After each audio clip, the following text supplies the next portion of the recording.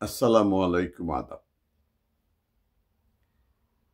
ইউনূসের যুক্তরাজ্য সফরকে কেন্দ্র করে গত কয়েকদিন যাবতীয় একটি বিষয় বিশেষ আলোচনায় ছিল।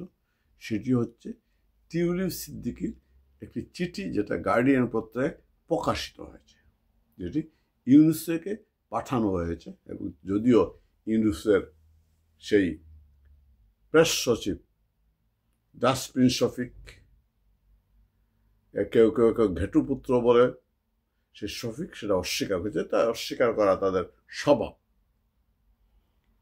টিউলিপ কেন চিঠি দিয়েছেন? তিনি চিঠি দিয়েছেন ইউনূসের মুখোমুখি তিনি কিছু কথা বলতে চান। কথাটা কি?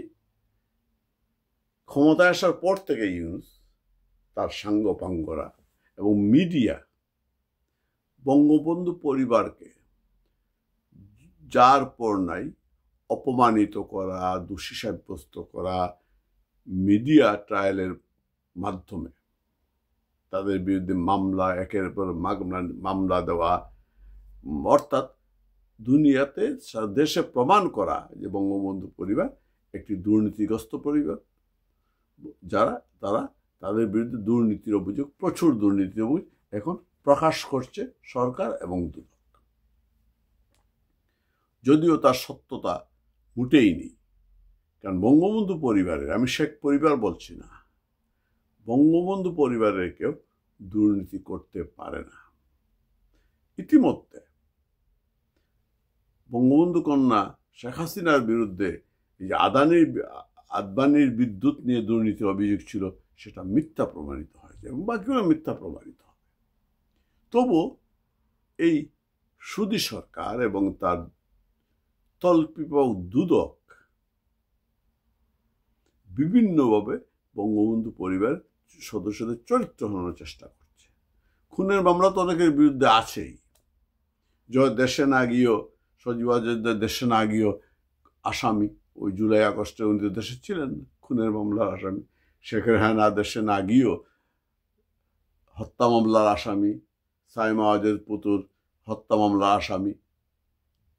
টিউলিপের বিরুদ্ধে দুর্নীতির অভিযোগ, সবার বিরুদ্ধে দুর্নীতির অভিযোগ। প্রথমে তারা চেষ্টা করেছিল বিভিন্নভাবে মিডিয়া ট্রায়ালের মাধ্যমে প্রপাগান্ডার ছড়িয়ে টিউলিপকে লেবার পার্টি থেকে অথবা পার্লামেন্ট থেকে বহিষ্কার করা যায় কিনা করার ব্যবস্থা করা। এবার প্রচুর লবিং করেছে, প্রচুর পয়সা খরচ করেছে, কিন্তু কোনো এই মিথ্যা অভিযোগে লেবার পার্টি থেকে, কারণ প্রমাণিত হয় যখন লেবার পার্টি থেকে তদন্ত করানো হয় একজন নিরপেক্ষ ব্যক্তিকে দিয়ে, সে সময় প্রমাণিত হয়েছে যে টিউলিপ বিরুদ্ধে যতগুলো অভিযোগ আনা হয়েছে সবই মিথ্যা। তিনি কোনো ফ্ল্যাটের অবৈধভাবে ফ্ল্যাটের মালিক হননি অথবা হননি।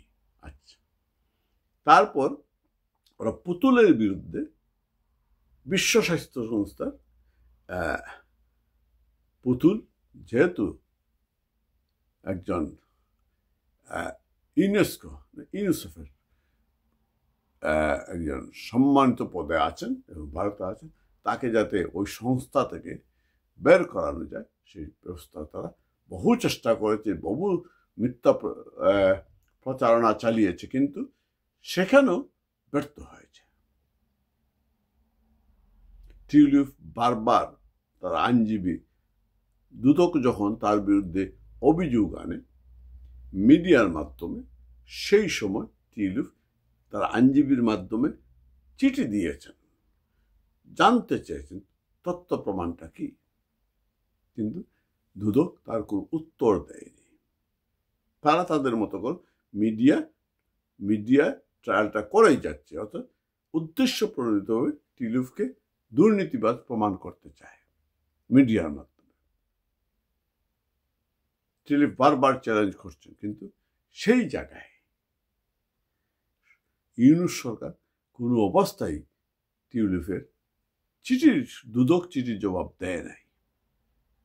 শেষ পর্যন্ত টিউলিপ এইবার তিনি চিঠি দিয়েছেন এবং তা মিডিয়ায় প্রকাশ করে দিয়েছেন যে তিনি ইউনূসের সাথে সরাসরি বসতে চান। তিনি তার অবস্থানটা ইউনূসকে বলতে চান এবং তার বিরুদ্ধে কি অভিযোগ আছে তার প্রমাণ তিনি দেখতে চান। কারণ তার বিরুদ্ধে তিনি মনে করেন তার বিরুদ্ধে মিথ্যাচার করে, মিডিয়া মিথ্যাচার করে তার বিরুদ্ধে ইউনূস সরকার, যেহেতু এই টিউলিপ বঙ্গবন্ধু কন্যার নাতনি, বঙ্গবন্ধুর নাতনি, বঙ্গবন্ধু কনিষ্ঠা কন্যার সন্তান এবং তার শরীরে বঙ্গবন্ধু রক্ত এবং বঙ্গবন্ধু পরিবারের সদস্য, সুতরাং তাকে কোনো অবস্থায় যে কোনোভাবে হোক তার চরিত্র কালিমা লেপন করে ব্রিটিশ রাজনীতিকে বিদায়ের ব্যবস্থা করতে চায়। এই হচ্ছে তাদের ষড়যন্ত্র। কিন্তু সেটা ব্যর্থ হয়েছে এবং ব্যর্থ হবে, কারণ টিউলিপ কোনো দুর্নীতি করেননি, তিনি করতে পারেন না। বঙ্গবন্ধু রক্ত যার শরীরে সে দুর্নীতি করতে পারে না। তিনি ব্রিটিশ এমপি, তার বিরুদ্ধে দুদক ওয়ারেন্ট দেয়, গ্রেপ্তারি পরোয়ানা জারি করেছে। তার বিরুদ্ধে রূপপুর পারমাণবিক কেন্দ্রের ঘুষের অভিযোগ এনেছে। কেন? উনি নাকি যখন তার খালা শেখ হাসিনা প্রধানমন্ত্রী, বাংলাদেশের প্রধানমন্ত্রী মস্কো সফরে গিয়েছিলেন, যখন এই চুক্তিটি হয় সেই সময় উপস্থিত ছিলেন। এইটা হচ্ছে তার অপরাধ। তার অপরাধ হচ্ছে তার খালা বাংলাদেশের প্রধানমন্ত্রী ছিলেন। তার অপরাধ তিনি বঙ্গবন্ধু পরিবারের সদস্য। তাই তাকে যেন তেন প্রকারে হোক তাকে তার চরিত্রে কালিমা লেপন করতে হবে, যাতে উনি বিশেষ রাজনীতি থেকে লেবার পার্টি থেকে বহিষ্কৃত হন এবং ব্রিটিশ রাজনীতি থেকে তিনি তার পতন ঘটে। কিন্তু টিউলিপের সততা এবং সাহস কোনো কিছুই তাকে আঘাত করতে পারেনি, কিছুই তাকে ছুঁতে পারেনি। তিনি সাহস করে তদন্ত কমিটির সামনে দাঁড়িয়েছেন, যেটা ব্রিটিশ লেবার সরকার পক্ষ থেকে করা হয়েছে। তিনি বক্তব্য তুলে ধরেছেন। তিনি যেহেতু তাকে কেন্দ্র করে তার সরকার এবং তিনি নিজে বিব্রত অবস্থায় কাজ করতে পারছেন না, সঠিকভাবে মন্ত্রীর দায়িত্ব পালন করতে পারছেন না, তাই তিনি মন্ত্রিসভা থেকে স্বেচ্ছায় পদত্যাগ করেছেন। তার পদত্যাগের পরে কিয়ার শর্মা বলেছেন যে তিনি প্রত্যাশা করেন টিউলিপ আবার মন্ত্রিসভায় ফিরবেন। টিউলিপ যদি দুর্নীতিগ্রস্তই হতেন তাহলে নিশ্চয় কিয়ার শর্মা সেটা বলতেন না, তিনি প্রত্যাশা করতেন না। এইবার টিউলিপ যে সৎ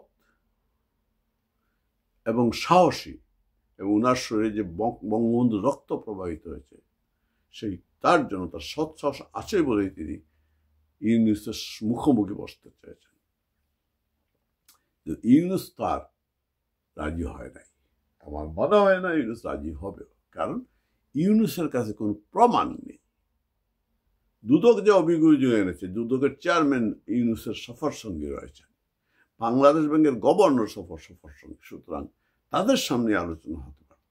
টিউলিপ সেটাই চেয়েছিলেন।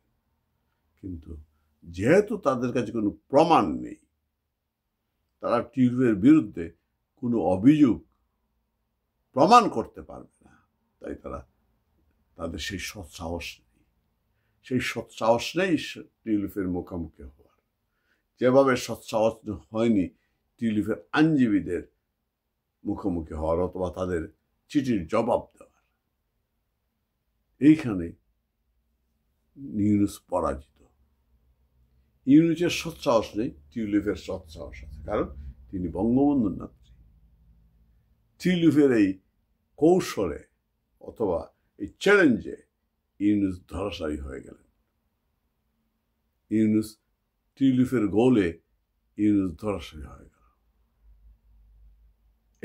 একইভাবে আমরা মনে করি, আমি মনে করি বঙ্গবন্ধু পরিবারের সবাই, আমি শেখ পরিবার বলছি না, শেখ পরিবার অনেক বড় শেখ পরিবার।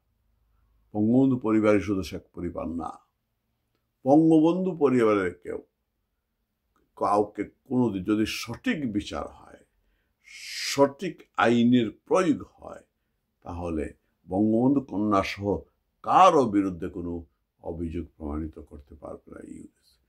যদি না রায়টা আরোপিত হয়, তবে যে রায় আসুক না কেন, একদিন না একদিন তা মিথ্যা প্রমাণিত হবে। এখন হয়তো নির্দেশ দিয়ে লিখিত রায়, আরোপিত রায়ে বঙ্গবন্ধু কন্যাকে দোষী সাব্যস্ত করে রায় হতেও পারে, কিন্তু তা ভবিষ্যতে কোনো কিছুতেই তা প্রমাণিত হবে না। কারণ বঙ্গবন্ধুর রক্ত যাদের শরীরে বহমান, তারা দুর্নীতিগ্রস্ত হতে পারে না, দুর্নীতি করতে পারে না। আমি চ্যালেঞ্জ দিয়ে বলতে পারি। সবাই ভালো থাকবেন, সুস্থ থাকবেন।